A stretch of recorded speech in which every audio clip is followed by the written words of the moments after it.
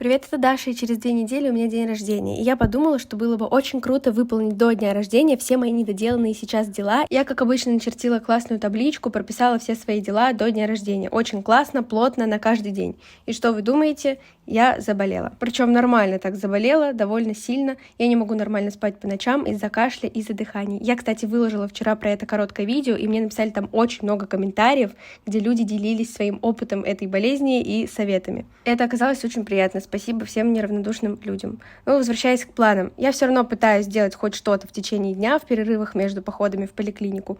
Но до дня рождения у меня теперь стоит одно мое самое главное дело — это выздороветь.